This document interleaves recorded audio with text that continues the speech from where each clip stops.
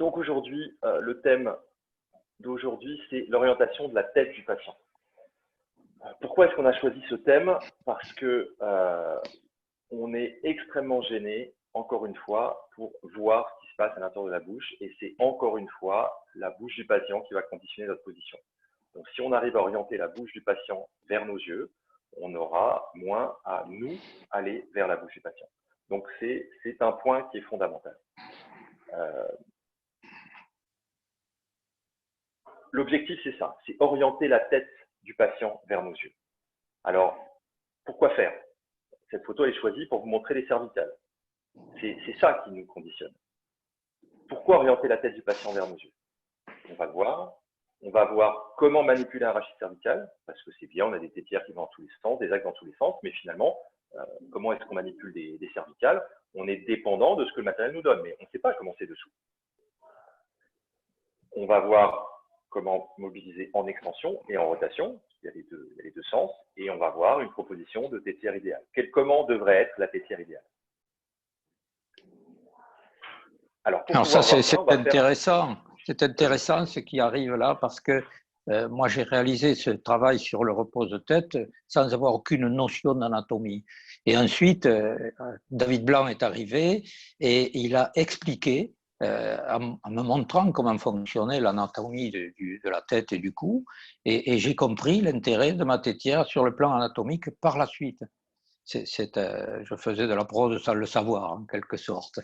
Donc, je te laisse expliquer ça et on verra après les solutions que j'ai trouvées. Alors, pourquoi orienter la tête, enfin, à quoi ça sert? Comment est-ce qu'on oriente la tête? À quoi ça sert et comment on oriente la tête d'un patient vers nos yeux? Comment est-ce qu'on peut manipuler les cervicales? Pour savoir comment manipuler les cervicales, la base c'est l'anatomie. C'est comment sont faites les vertèbres cervicales. On ne peut pas savoir ce qu'on peut demander à un rachis d'un patient si on ne sait pas comment c'est dessous. Donc, anatomiquement, on a deux zones. On a le rachis cervical supérieur et inférieur. Anatomiquement, ils sont faits de façon extrêmement différente. Extrêmement différente. S'ils sont extrêmement différents, c'est qu'il y a aussi fonctionnellement, ils ont une action différente. Anatomiquement, ils sont différents. Vous avez le rachis cervical supérieur qui est composé des deux vertèbres, atlas et axis. Occiput sur atlas et axis. L'atlas n'a que de la flexion-extension. Il y a les deux condyles de chaque côté et vous n'avez que flexion-extension. Et puis, entre atlas et axis, vous n'avez que de la rotation. Vous avez le processus odontoïde de l'axis et l'atlas qui tourne autour. Donc, il y a 50% de la rotation des vertèbres cervicales se fait à cet endroit-là. Mais ici, vous avez énormément de flexion-extension. Ce mouvement entre l'occiput et C1 bouge. Il y a 40 degrés de mobilité, 20 en extension, 20 en flexion. Et toutes les vertèbres cervicales qui sont dessous, de C2 à T1, elles sont toutes pareilles. Elles ont toutes un disque devant, elles ont tous des processus articulaires derrière, et elles font toutes de l'inclinaison, de la flexion et de la rotation. Vas-y Pierre. Je te coupe un instant parce qu'il y a une personne qui a son micro allumé et ça interfère sur tes propos. Oui, une seconde. En fait, ça a l'air de venir de chez David. C'est pas grave. Moi, je vais vous faire remarquer une chose tant qu'on est sur cette photo d'anatomie, c'est que les vertèbres atlas et axis n'ont pas de disque, alors que toutes les vertèbres qui sont en dessous ont un disque. On verra après l'importance que ça peut avoir.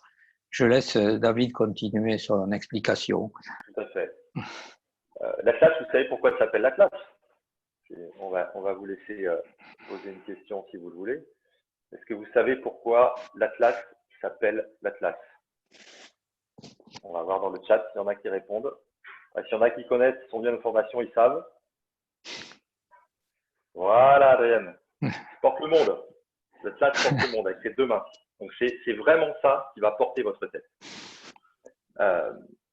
Donc, enfin, oui, et la tête du patient. Mais surtout, ça fait, entre atlas et axis, vous n'avez pas du tout, entre occiput et atlas, vous n'avez pas du tout les mêmes mouvements. Et pourquoi on veut déplacer cette zone? Pourquoi? Qu'est-ce qu'on veut faire? Pourquoi est-ce qu'on veut mettre la tête du patient en arrière? L'objectif, c'est quoi? C'est voir les dents maxillaires. L'objectif, il est là. Ce n'est que ça. Pour voir les dents maxillaires, il faut que j'oriente la tête du patient vers mes yeux. On en a déjà parlé, il faut que cette ligne qui est parallèle au maxillaire vienne vers mes yeux. C'est comme ça que je vais bien voir en bouche. Donc, il faut prendre la tête du patient et il faut l'orienter vers nos yeux. C'est exactement pour ça qu'on veut déplacer la tête. On essaye tous à mettre nos patients la tête en arrière et que nos patients refusent. Mais les dents maxillaires, le plan d'occlusion maxillaire et l'occiput, c'est la même chose. Il n'y a plus d'articulation entre l'occiput et le maxillaire. Et le maxillaire. Il n'y a plus d'articulation. La mandibule, elle est immobile, mais le maxillaire, il est fixé. C'est un seul os, à part les sutures, mais jusqu'à l'occiput. Donc, si je veux bouger mon plan d'occlusion maxillaire, qu'est-ce qu'il faut que je bouge? Mon occiput par rapport à C1. Il n'y a aucun moment je peux mobiliser ces vertèbres. C'est ça. Le plan d'occlusion maxillaire qui est ici, c'est tracé un trait parallèle. Il passe à peu près par rapport à l'occiput. C'est ça qu'on veut faire. De profil, si je me mets comme ça, je vais vous montrer juste, j'arrête de partager pour vous montrer une vidéo un petit peu plus grande. Si je veux, quand je suis comme ça, il y a une différence de mouvement entre ça et ça. Là, je bouge le rachis cervical bas. Là, je bouge le rachis cervical haut. Là, je bouge occiput par rapport à C1. Là, je bouge C7 par rapport à P1. Et là, ce dernier mouvement, c'est celui-là, en général, que vous essayez d'imposer à vos patients. Et c'est là qu'ils vous disent, c'est trop en arrière. Parce qu'effectivement, c'est difficile à supporter. On va voir pourquoi. David Blanc va vous expliquer les raisons anatomiques de ce refus. Tout à fait. Je vais prendre un cobaye. Est-ce que tu peux venir? Je vais vous montrer ce que ça donne. On prend un cobaye, un patient, il va s'allonger sur le support ici. Vous avez différentes façons de mobiliser un rachis cervical. Soit je le bouge à partir de C7T1, qui est juste ici. On ne voit pas. Là, vous voyez mieux. Hop. Glissez un petit peu vers moi. Encore. Voilà. Soit je veux bouger mon rachis cervical à partir d'en bas. Vous imaginez que vous avez une tétière ici avec des axes ici. Et dans ces cas-là, vous allez mobiliser T7 par rapport à T1. La tête va descendre. Et ça, c'est extrêmement désagréable parce que vous allez comprimer ici dessous. Soit l'autre solution, reglisse dans l'autre sens. Encore un peu, jusqu'à ce que la tête soit posée sur la table.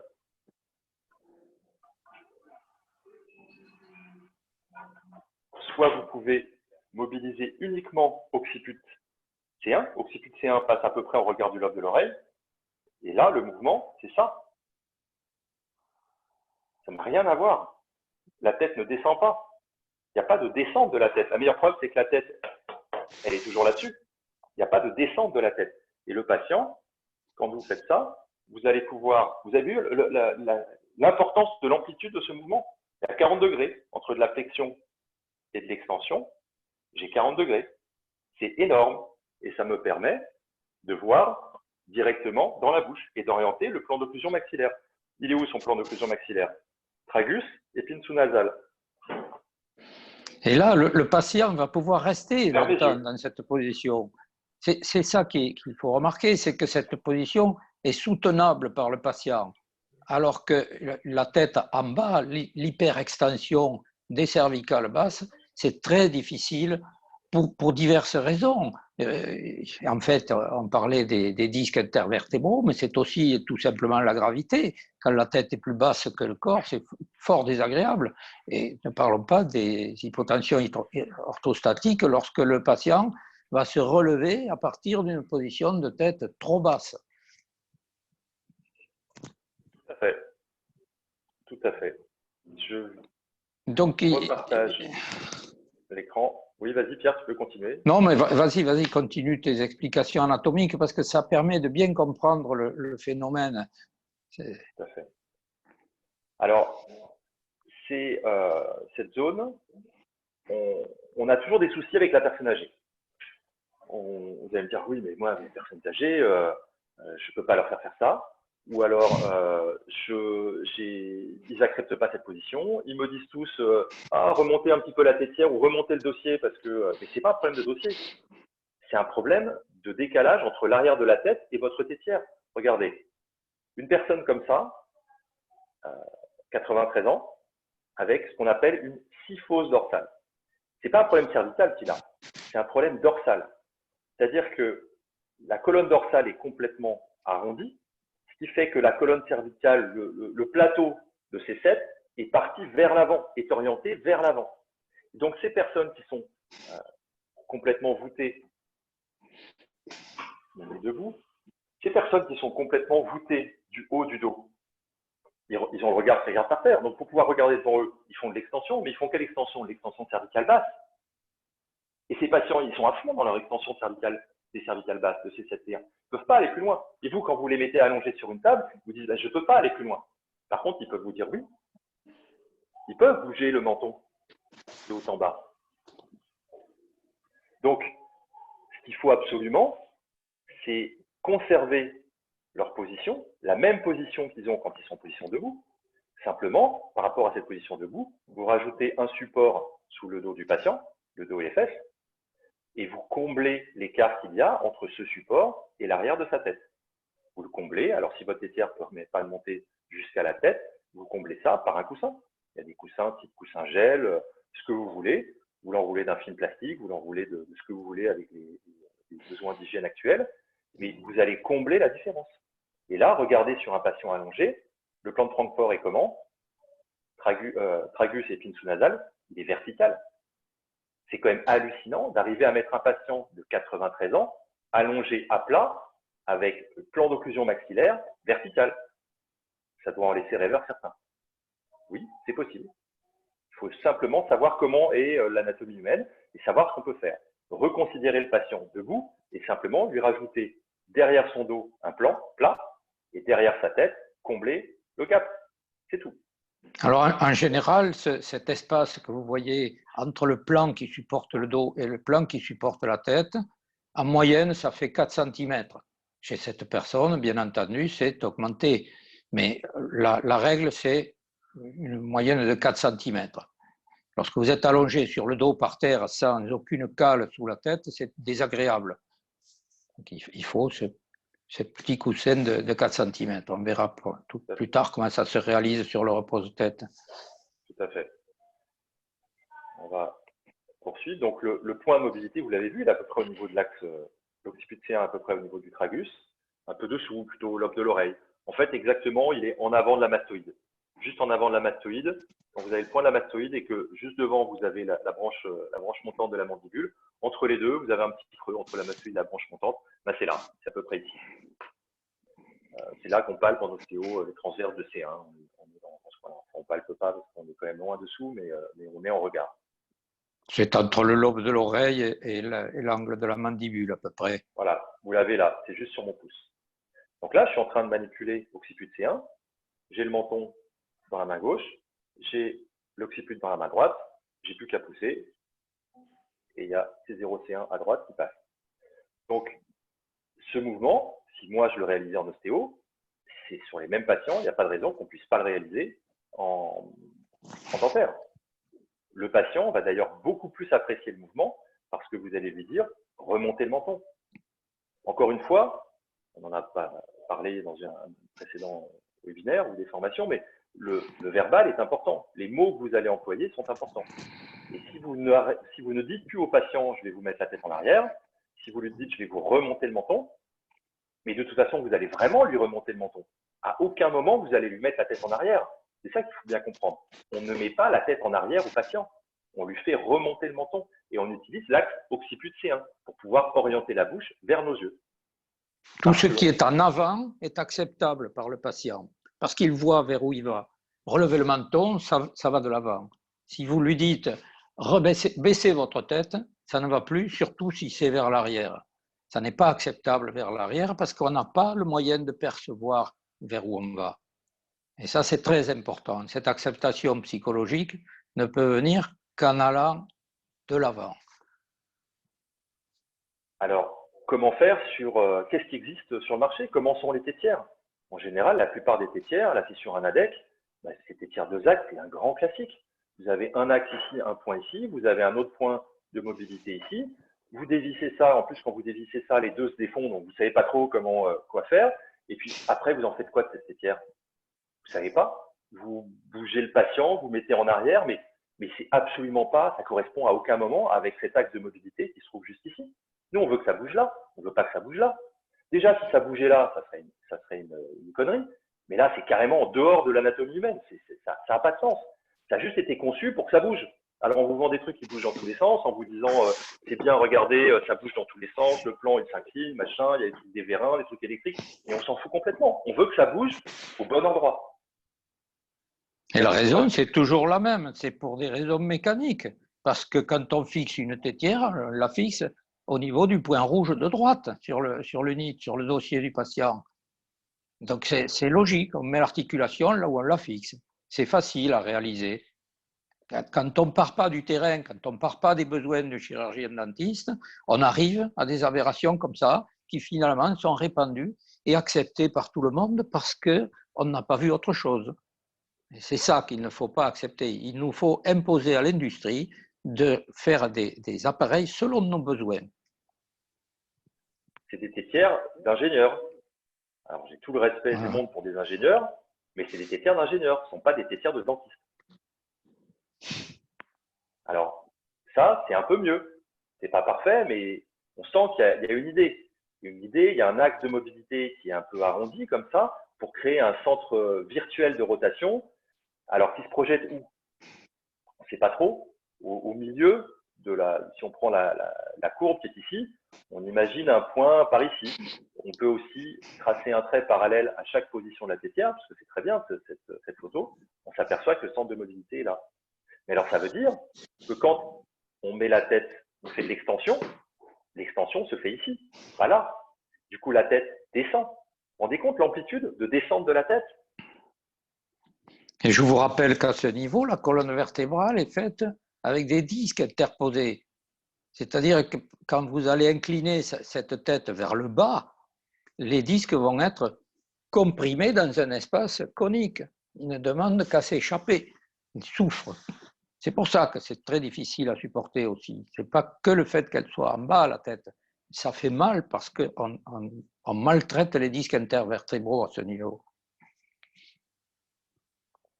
Alors, vous avez une autre tétière. Quelqu'un m'avait parlé d'une tétière chez Sirona, motorisée, qui était soi-disant super. Très bien, je ne la connais pas. Parfait, on va prendre des photos.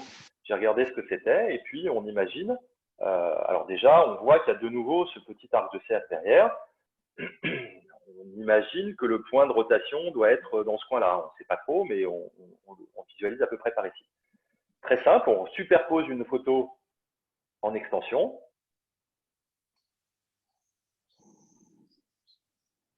Et on s'aperçoit, effectivement, quand on fait de l'extension, que le point qui est ici n'a pas bougé et que le lobe de l'oreille qui est ici a bougé. Le lobe de l'oreille est descendu. Donc ça veut dire que ça n'a pas bougé ici. L'axe de rotation est là. Le menton est descendu. Le front est descendu. La tête est descendue. La tétière est descendue. Mais nous, on ne veut pas ça. On ne veut pas que la tétière descende parce qu'on ne veut pas manipuler ces vertèbres cervicales qui sont extrêmement désagréables. Vous l'avez vu dans la démonstration. Si je descends la tête du patient avec un axe de mobilité en bas, en C7D1, j'ai une compression. Et d'autant plus si les patients sont déjà en syphose, voûtés, et qu'ils sont déjà en extension sur leur cervicale basse. Ils n'ont plus de possibilité de déplacement sur cette zone. Donc, mais il ne faut pas la solliciter. Je me pose une autre question en voyant cette image. Pourquoi part-on de cette origine pour faire le mouvement? La tête est en flexion vers l'avant au départ. Quel est l'intérêt de cette position de départ qui n'est pas naturelle? Je ne comprends pas. Ça demande des explications. A priori, je ne serais pas étonné que ça serait pour montrer que ça bouge. Après, peut-être. Il y a beaucoup de dentistes qui pensent qu'il faut relever la tête pour pouvoir aller travailler sur les dents mandibulaires. Venez nous voir, vous verrez qu'on n'a pas besoin et qu'on peut tout faire avec la tête en extension et que même ça permet de bien mieux voir.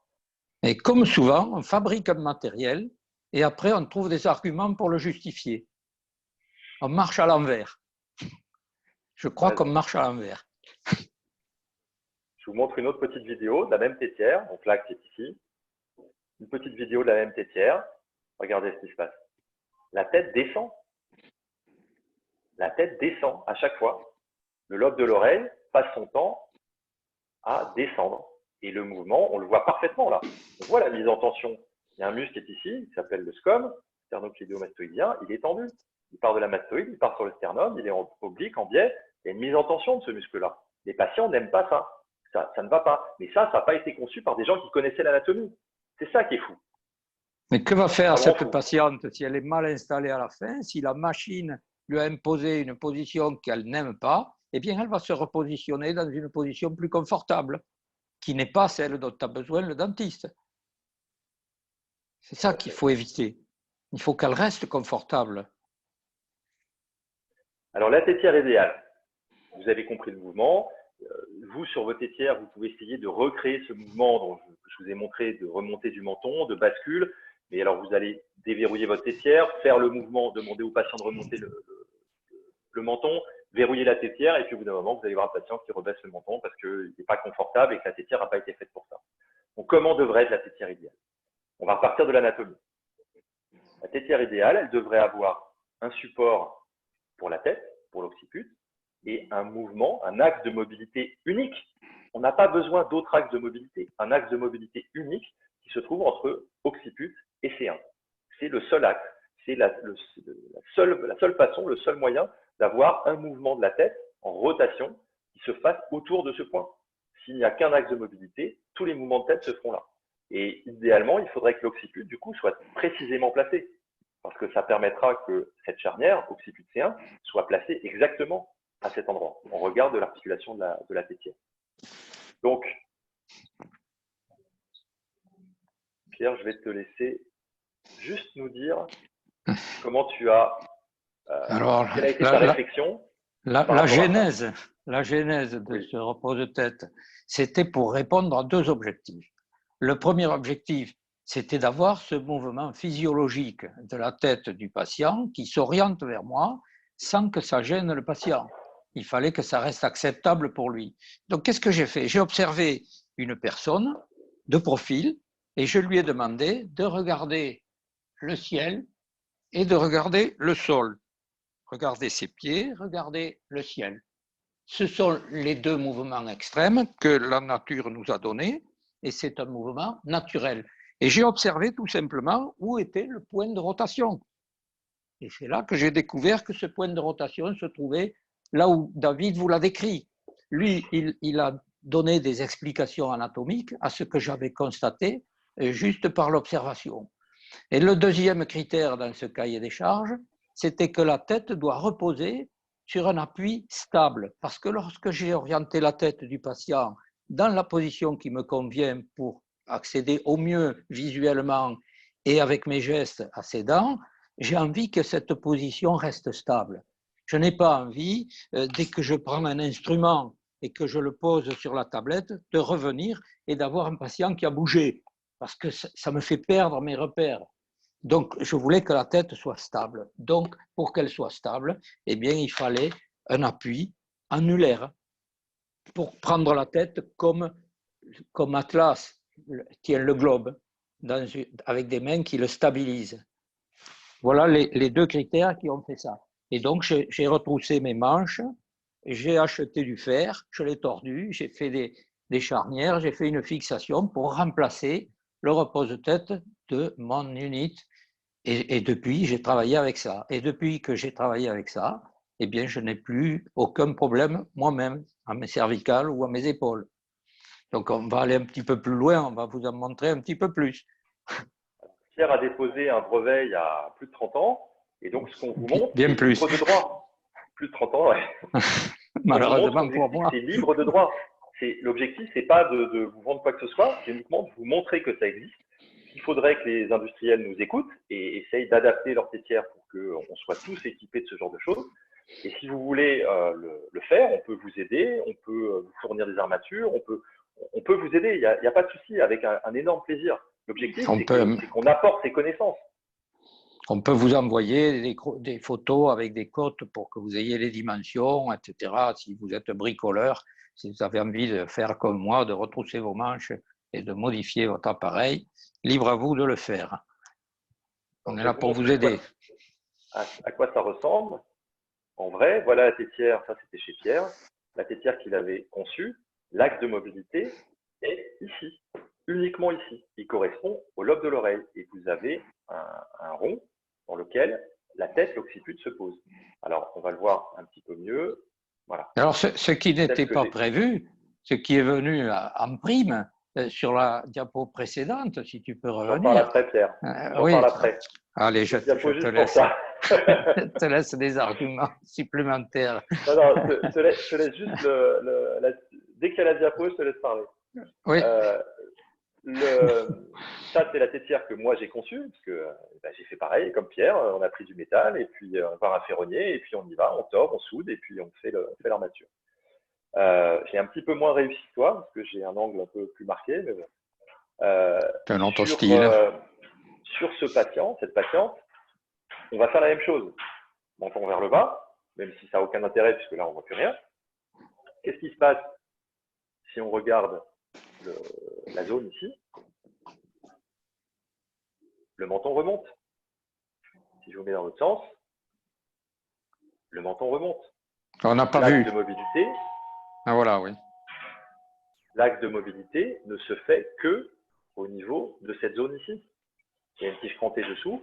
Comme ça permet de se caler à différents endroits. Et je ne fais que ce mouvement. Et là, regardez le plan d'occlusion maxillaire. Derrière, vous avez la verticale. Donc, on est au-delà de la verticale. On amène la bouche vers les yeux. Ça, c'est faire de l'ergonomie. Pierre ne connaissait pas cette anatomie, il l'a fait par rapport à son ressenti. Mais ce mouvement, tous vos patients le font toute la journée. Ce mouvement de remonter le menton quand il regarde en l'air, quelqu'un qui regarde en l'air, dès que vous regardez un truc en l'air, vous faites ce mouvement d'occiput C1. Donc, c'est quelque chose d'extrêmement courant, extrêmement facile, dans lequel les patients vont être très confortables parce qu'ils font ça toute la journée. Alors, cette tétière a été copiée par des Japonais. Tu peux raconter ce qui s'est passé, Pierre? Oui, en fait, j'étais très ami avec Daryl Beach et quand j'ai fait cette tétière, je la lui ai confiée et il l'a montrée à Morita et Morita a fait des plans et j'ai d'ailleurs un exemplaire de ces plans et à partir de ces plans, eh bien, ils ont fabriqué une copie à leur façon. Elle a l'avantage d'avoir l'axe remonté, il n'est pas assez haut, mais il est déjà plus haut qu'un repose-tête normal. Et par contre, il n'a pas cet appui annulaire pour le crâne du patient. Donc, ça manque un petit peu de stabilité. Mais l'idée a été appréciée au Japon. Malheureusement, personne ne l'a réalisée. Toujours pareil, peut-être pour des raisons techniques, ça leur pose des problèmes ou je ne sais pas. C'est sûr que c'est plus compliqué à réaliser, c'est évident, ça a un coût supplémentaire de conception, d'ingénierie. Tant que le matériel se vend, ils n'ont aucun intérêt à modifier leur matériel. Encore une fois, c'est toujours la vente qui crée la recherche. Ils ne se disent pas que ça peut avoir un intérêt, parce qu'ils peut-être qu'ils ne comprennent pas ou qu'ils ne maîtrisent pas, je ne sais pas. Cette tétière, je l'ai vue en vrai au Japon, j'ai été voir comment elle était faite. L'axe de mobilité est décalé ici, à peu près au niveau du lobe de l'oreille.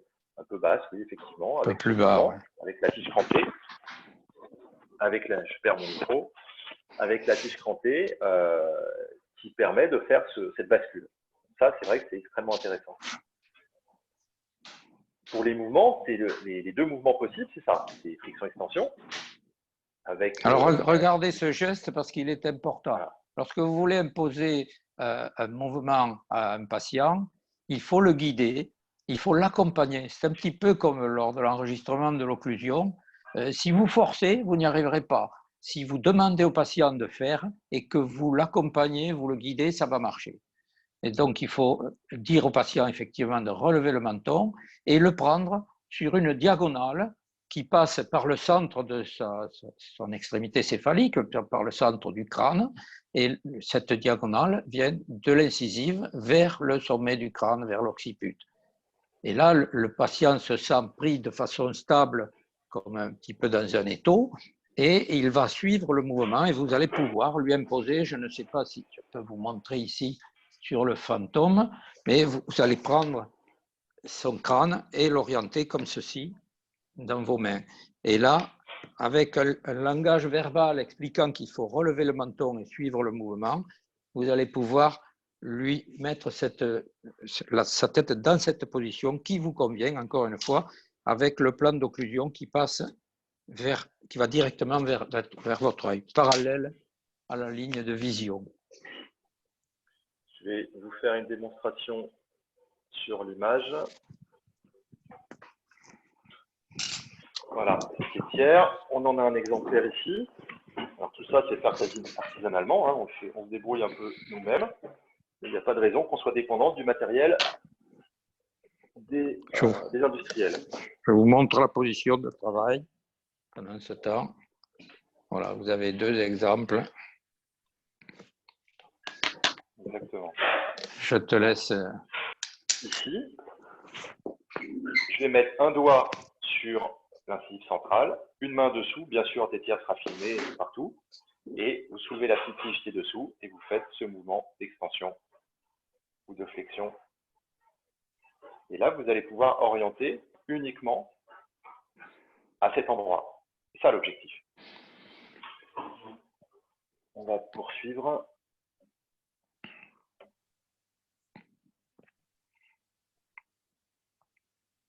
L'autre mouvement, c'est dans l'autre sens, c'est la rotation. La rotation de droite à gauche. Parce que on voit des tétières qui sont... il y a un déverrouillage de façon à ce que le plateau horizontal de la tétière s'incline sur le côté. Mais ça n'a pas de sens parce que votre patient, il va glisser le long de cette tétière.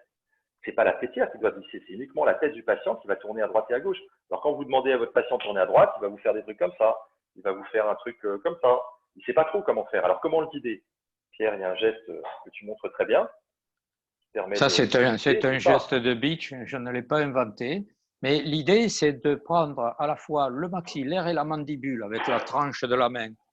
Parce que si vous imprimez le mouvement soit au maxillaire, soit à la mandibule, vous allez avoir effectivement une tête qui va bouger comme ça. Ce qu'on veut, c'est une rotation pure autour de l'axis. Une fois que la position dans ce sens, dans le sens sagittal est donnée, il faut aller vers la droite et vers la gauche. L'intérêt d'aller à droite et à gauche, c'est que je vais m'approcher de la caméra, c'est que lorsque je veux voir des dents qui sont des dents postérieures du côté droit de la bouche, eh bien, pour m'affranchir de la joue, je vais incliner la tête vers ce côté-là. Lorsque je vais soigner des dents du côté opposé, je vais me tourner dans l'autre sens pour que la joue s'écarte d'elle-même. Ça m'évitera d'avoir à faire cette traction de la joue si désagréable pour les patients. On le voit très bien quand tu tournes la tête à droite ou à gauche. Quand on est ici, vous ne voyez rien. Par contre, si je fais ça, on voit très bien les dents postérieures, là, vous voyez sans écarter, sans aucun écarteur. Bien sûr. C'est ça surtout l'objectif, c'est de ne pas avoir à tirer avec le miroir sur la joue, parce que votre miroir vous sert à voir. À aucun moment, il doit vous servir à écarter. Ce n'est pas un écarteur. On pourra en parler pendant des heures de la taille du miroir, de ce genre d'objectif, mais voilà, comme d'habitude, il y a toujours énormément de choses. On va poursuivre. Alors, donc la rotation, donc vous voyez, ces mouvements, flexion-extension et rotation selon un axe. La voilà ta diapo, Pierre. L'appui des avant-bras. Alors, c'est ça qui est incroyable, c'est que cette tétière, elle était faite au départ pour ça, mais elle a eu un autre intérêt. Il se trouve que cet axe de rotation de la tétière, tu dois pouvoir le montrer puisque tu en as une, David. Moi, je n'en ai pas. Mais cet axe de rotation se trouve exactement là où on souhaiterait avoir un appui de la tranche de notre main. Lorsqu'on travaille, ici, on aimerait bien avoir un appui à ce niveau-là. Eh bien, par hasard, ce repose-tête nous offre cet appui. Tu nous fais voir, David? Oui. Quand mon patient est ici, je vais travailler en bouche et j'ai un appui ici, sur le poignet, sur la main. Enfin, c'est hallucinant. C'est le plus gros truc. Enfin, ici, c'est les deux éléments qui sont énormes. être capable d'orienter la tête vers nos yeux. Et là, on voit l'intérieur de la bouche. C'est ce que je faisais quand je travaillais sur les ATM, quand j'étais kiné et que mes patients étaient allongés sur ma table de kiné. Ils avaient la tête posée là. Moi, j'avais les deux mains, les deux avant-bras posés sur la tête, sur la table. Je mobilisais le crâne. Je faisais de l'extension ou des mouvements parce qu'on ne peut pas ouvrir la bouche. Là, je ne peux pas ouvrir la bouche. Donc, on est obligé de mettre le patient à la tête un point d'extension pour pouvoir ouvrir la bouche. Donc, le patient, je lui mettais un petit peu la tête en extension. Il avait la tête posée sur la table, comme vous avez vu tout à l'heure, et je voyais hyper bien sa bouche. Et quand j'étais étudiant en dentaire, alors que j'étais encore kiné et que je travaillais en parallèle, je me disais, mais ça va être super bien, je vois hyper bien la bouche du patient, là. Et puis, quand je suis arrivé en clinique, je voyais plus rien, et je comprenais pas pourquoi. Pierre m'avait pas encore montré ça. Donc, c'est le premier intérêt, mais l'autre intérêt, c'est que quand vous êtes ici, vos mains vont être en contact ici, pas en permanence, mais de temps en temps, selon les soins. Et à aucun moment, on a besoin des appuis-coudes, ça, on s'en fout complètement. Parce que ces appuis-coudes, ça va vous contraindre. Ce qu'on veut, c'est un appui ici, au plus proche. Ici, quand vous avez des appuis pour stabiliser, il faut que les appuis soient sur la bouche du patient, sur le patient, sur éventuellement, vous rajoutez cet appui-là. Mais à aucun, il faut que ce soit le bras de levier entre votre appui et votre main soit le plus court possible. Donc ça, c'est vrai que ça a donné un apport qui était vraiment génial. À tel point qu'il y a un étudiant qui est venu me voir. Je vais vous montrer ça. Hop. Il y a un étudiant, il y a quelques années, qui est venu me voir, enfin qui m'a appelé, pour me demander s'il pouvait faire dentaire, parce qu'il était paraplégique. Ce patient qui était étudiant en médecine et qui a eu un accident et qui a eu une paraplégie avec perte des abdos, tétraplégie même, puisqu'il était jusqu'à C1, il a une période, il a eu une perte sur les doigts. Ce praticien m'a demandé ce que j'en pensais. Est-ce qu'il pensait qu'il pouvait continuer, il aurait aimé faire dentaire? Est-ce qu'il se représente? Et en deuxième année de médecine, est-ce qu'il va en dentaire? Qu'est-ce qu'il fait? Et j'ai bien réfléchi parce que ma vie pouvait être lourde de conséquences si je l'engageais là-dedans et qu'après il ne pouvait pas travailler. C'était quand même embêtant.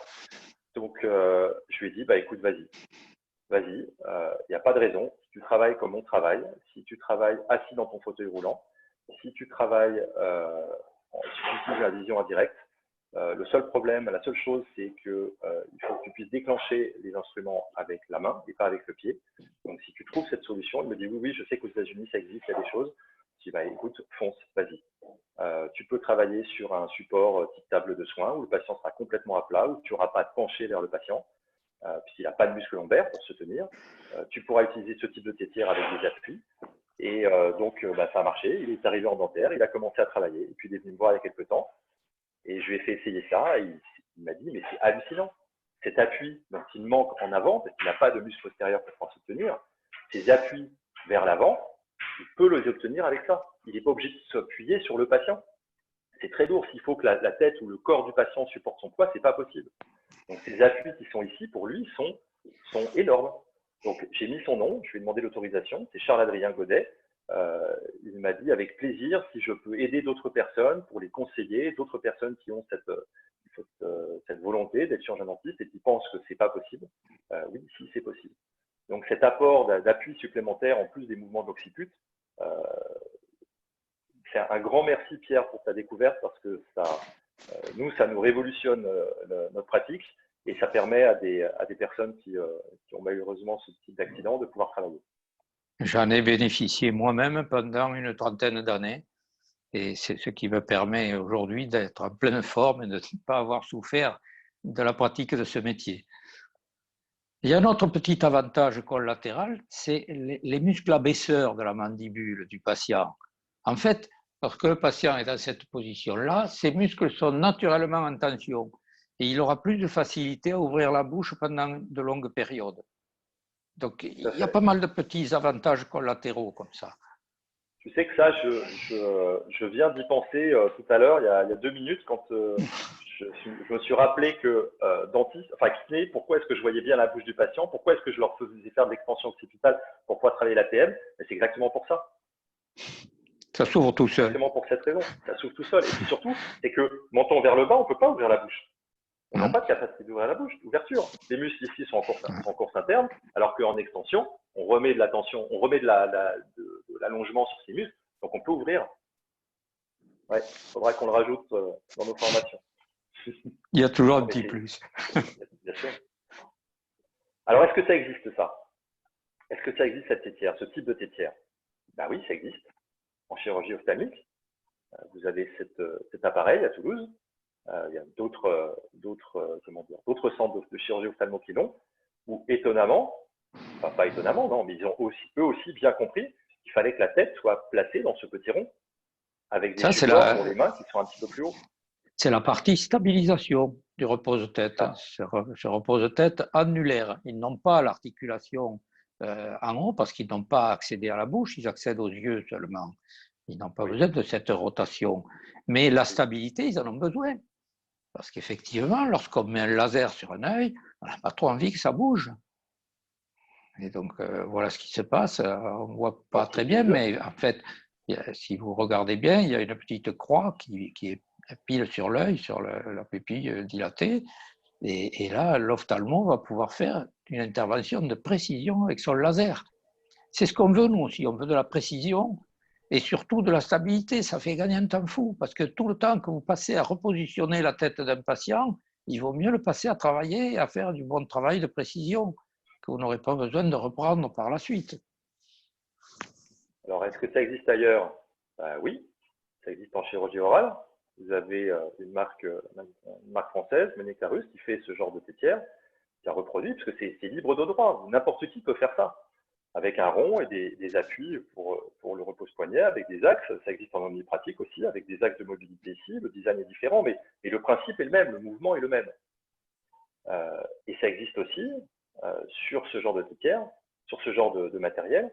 Alors ça, ce sont des tétières qui sont faites artisanalement, qui sont la forme, le modèle que Pierre a conçu, que l'on fait nous-mêmes, un peu sur demande des praticiens, un peu comme un ferronnier ferait sur une commande de quelqu'un, une armature. Ça, c'est faisable. Alors, on sait le faire pour ce matériel-là, qui est un MCA de Morita. On sait le faire parce qu'il faut que les entractes de cette tétière, qui est là aussi, il faut que l'entracte des vis soit au bon endroit, il faut que ce soit bien placé par rapport au dossier. Ça, on sait le faire là-dessus, mais on ne peut pas le faire pour n'importe quel matériel. Donc, si vous aimeriez l'adapter, il va falloir être un petit peu bricoleur ou adapter votre système. Mais c'est ça, la patte de fixation, elle est là. Et puis, il faut simplement que le mouvement se fasse ici. Et il faut que ça soit bien placé par rapport au support. Donc, je vous le remontrerai un petit peu après. Et ça, on peut. Alors, j'essaye actuellement d'avoir une certification pour pouvoir le reproduire assez facilement. On a essayé de le faire en CFAO. Le problème, c'est que le matériau est un petit peu trop souple. Donc, on peut pas ça résiste pas suffisamment. Donc, le métal est vraiment indispensable. Le frittage laser par addition de métal en prix est inaccessible. C'est même pas envisageable. Ça peut être envisagé par soustraction, par usinage. Le coût reste encore assez important. Donc, le plus intéressant financièrement, c'est de la réaliser en ferronnerie. Le problème, c'est la symétrie qui n'est pas parfaite parce que c'est fait à la main, c'est fait de façon artisanale. Mais bon, à la limite, par rapport à un coût raisonnable, c'est pas très grave. Le but, c'est que le point soit le même et qu'on arrive à obtenir le même mouvement. Donc, on y arrive, on le fait. Si j'arrive à avoir la certification, si vous êtes intéressé par ce genre de choses, si vous avez la chance d'avoir un MCA à ce moment-là, n'hésitez pas à nous contacter, on vous enverra des tétières, il n'y a pas de problème. On peut les faire rescailler, recouvrir, et puis vous la recevez comme ça. Si vous voulez essayer d'adapter ça chez vous, on peut vous envoyer ça et vous revendre ça. C'est pas un souci. Là, on sort un petit peu de notre rôle, mais bon, on se débrouille comme on peut. Si demain, il y a un manufacturier, un revendeur qui veut faire ça, mais avec plaisir, foncez. On vous explique tout, on vous donne les codes, on vous donne tout. Pour l'instant, d'ailleurs, c'est ce qui s'est passé avec Menecarus, tout simplement. Oui, tout à fait. Voilà, je vous remercie pour aujourd'hui. Vous pouvez nous poser toujours des questions sur l'ergonomie dentaire et sur la page Facebook Dental Ergonomics. Avec plaisir, on y répond régulièrement. On essaie d'être le plus actif possible pour apporter le plus d'informations rationnelles à tout le monde. Le calendrier des formations qui va être modifié, on vous le fournira, puisque la prochaine va être à Bordeaux le 9 juillet.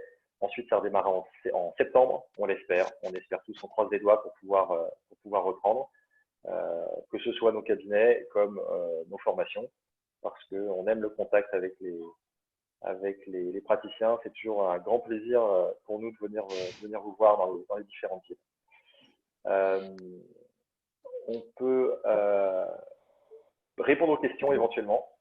Oui, David, alors, excuse-moi, je prends la main parce qu'on a plusieurs questions. On en a dans le chat, là, tu vas pouvoir les retrouver, notamment une de Christophe, en fait, qui fait une remarque et qui dit que c'est important de bien respecter les points dans l'espace, les épaisseurs, les anthrax. Ça, c'était le commentaire du chat. Et puis, il y a quelques questions sur Facebook aussi. C'est très important. Les dimensions, effectivement, sont très importantes parce qu'on s'aperçoit que l'espace pour les mains ne doit pas être gêné lorsque vous accédez aux instruments, que vous relevez la main. Si la tétière est trop importante à la largeur, vous allez accrocher en passant. Si elle est trop haute, ça ne va pas correspondre à l'axe de rotation du patient et ça va aussi gêner vos mouvements en bouche. Donc, c'est extrêmement critique, ces dimensions. Mais à partir du moment où vous les respectez, ça fonctionne très bien. Alors, on a des questions sur Facebook. Quel fauteuil se rapproche le plus de ce modèle d'ergonomie? Alors, vous avez deux modèles qui sont tout à fait adaptés. Un qui a la tétière d'origine, un autre où on peut mettre cette tétière sans problème dessus. On a les cotes, on a des armatures qui sont déjà faites et il suffit simplement que la certification soit faite, mais ça ne devrait pas prendre très longtemps. Vous avez donc chez Morita le fauteuil EMCIA. Et alors les autres fauteuils chez Morita, même s'ils peuvent être très intéressants, n'auront pas la même facilité de placer cette tétière et la même ergonomie. Et puis vous avez une table de soins chez Ménécarus qui est aussi extrêmement ergonomique. C'est une marque française. Donc vous trouverez les coordonnées sur Facebook éventuellement. Il y a aussi une marque allemande qui fait une table de pédodontie. Tout à fait. C'est Ultradent, c'est ça. C'est Friolin. Friolin, elle s'appelle. Fridolin. Fridolin. Oui, chez Ultradent. C'est réservé à la pédodontie et ça n'est pas réglable en hauteur. Tout à fait. C'est une table fixe. Et est-ce que la tétière est dispo à la vente? Oui, j'ai envie de dire que oui. Laissez-nous juste quelques mois pour la certification et on pourra sans problème vous la rendre disponible. Est-ce qu'on reçoit les messages? Oui, tout à fait. Je regarde plus. Si sur Zoom on a d'autres questions, on en remercie. Merci, à bientôt. Vous contactez pour les plans par mail sur Ergonomie Dentaire, sur la page Facebook ou sur le site Ergonomie Dentaire.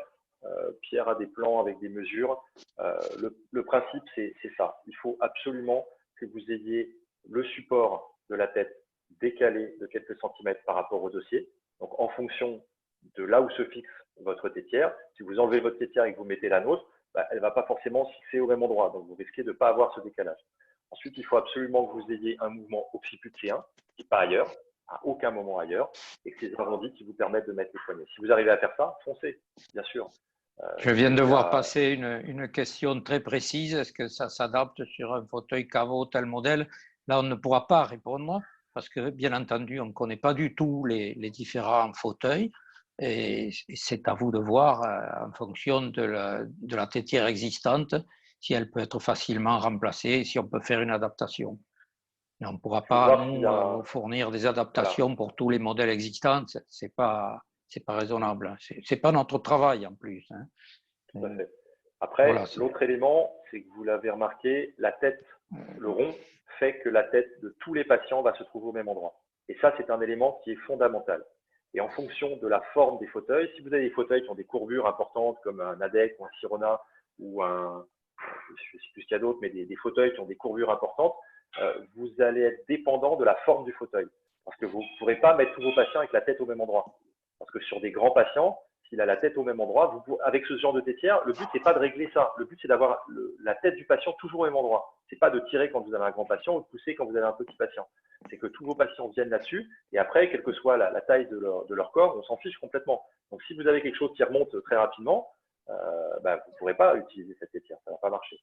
Il y a deux critères essentiels. Le premier critère, c'est que le patient doit être totalement allongé sur un plan aussi plat que possible. Et le deuxième critère, c'est que ce support du patient doit monter assez haut. Parce que sinon, vous serez obligé de surélever tout l'ensemble, de monter votre unité sur un socle pour surélever. Et ça devient plus compliqué. Tout à fait. Donc voilà, je vous la remontre juste. C'est vrai que c'est toujours très frustrant de faire ces formations partielles, parce qu'on vous a fourni quelques formations, on a fait 6 formations gratuites sur Internet, c'était très sympa, mais on vous a parlé à chaque fois de points de détail. Et l'intérêt des formations complètes, c'est qu'on amène ces détails un par un avec une logique. Et il y a une progression logique qu'on n'a pas pu respecter dans ces webinaires. Un autre petit détail. Voilà. Saint-David est présent. Voilà. Je me mets la tétière ici. L'axe de mobilité, lui, va se retrouver ici, au niveau de mon lobe d'oreille. Et j'aurai la tête toujours calée à cet endroit-là. Et vos patients ne voient pas cette partie-là. Ça, c'est absolument pas visible. C'est complètement hors du champ visuel. Hors du champ visuel. Donc, quand il s'installe là-dessus, il pose la tête sur le petit rond qui est ici. Puis vous n'avez plus qu'à faire ce mouvement. Alors, vous voyez, si tu veux bien la remettre en place, vous pourrez observer que cette tétière ne doit être… Oui. Attends, juste une seconde. Voilà, vas-y Pierre, tu peux… Remets-la sur ton crâne pour que je fasse remarquer la largeur de l'ensemble. Vous voyez qu'il faut suffisamment de place entre les oreilles de David et les parties latérales de la tétière pour qu'il puisse tourner sa tête à l'intérieur de la tétière. Voilà, comme ça. Si c'est trop étroit, il ne pourra pas tourner. Et il faut que tout le monde puisse y rentrer. Et d'autre part, il ne faut pas que la largeur totale soit trop importante, parce que sinon, lorsque vous baissez et remontez vos mains en posant un instrument, vous allez vous accrocher en passant. Donc, effectivement, Christophe faisait remarquer que les dimensions et les points de rotation doivent être très précis. Il le sait parce que ça a dû lui poser des problèmes pour la conception. Il en a fait l'expérience. Tout à fait. Et le dernier intérêt que j'ai remarqué, puisque je ne m'en étais pas rendu compte au début, c'est que mes assistantes ont beaucoup de plaisir à venir prendre appui aussi sur la tétière, notamment quand j'ai la tête tournée, enfin quand le patient a la tête tournée à droite et qu'on travaille sur le secteur 1-4, l'assistante, elle, va prendre appui, va se rapprocher, puisqu'il faut que l'appui suive, elle va prendre appui ici sur cette partie-là. Moi, je vais prendre appui là et l'assistante va prendre appui là. Donc, c'est vraiment quelque chose de très, très confortable qu'elles apprécient vraiment beaucoup. Voilà. Bon, on conclut, Pierre? Mais oui, alors merci à tous de nous avoir suivis. Merci d'être là si nombreux. Et j'espère que vous allez faire une bonne reprise malgré ces difficultés de la situation particulière que nous vivons. Je vous souhaite bon courage à tous parce que ça n'est pas facile. Ces mesures d'hygiène sont très restrictives. Le petit détail, le maillon faible est vite atteint. Donc bon courage à tous et merci encore pour votre attention. Voilà, merci à tous. C'était avec un immense plaisir qu'on a réalisé ces webinaires depuis 6 semaines. Ça nous faisait plaisir de vous avoir gardé un contact régulièrement, puisque on avait l'habitude de faire ces formations 1 à 2 fois par mois et d'en être privé, ça nous embêtait. On aime vraiment beaucoup venir vous voir. C'était très sympathique. Ça nous a permis aussi de reconcevoir d'autres diapos, d'autres choses pour enrichir nos cours.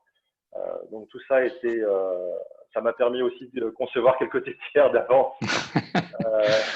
Ça nous a donné beaucoup de temps et on a pu mettre à profit tout ça. J'espère que vous avez pu mettre aussi à profit tous ces bons conseils pour que vous puissiez avoir une reprise sereine. Et n'hésitez pas à revenir vers nous pour la suite. Voilà. Merci beaucoup. Dernière réponse. Oui, replay disponible sur Indivox. Tout à fait. Merci Antoine. Et à bientôt. Bonne journée. Au revoir à tous. Au revoir.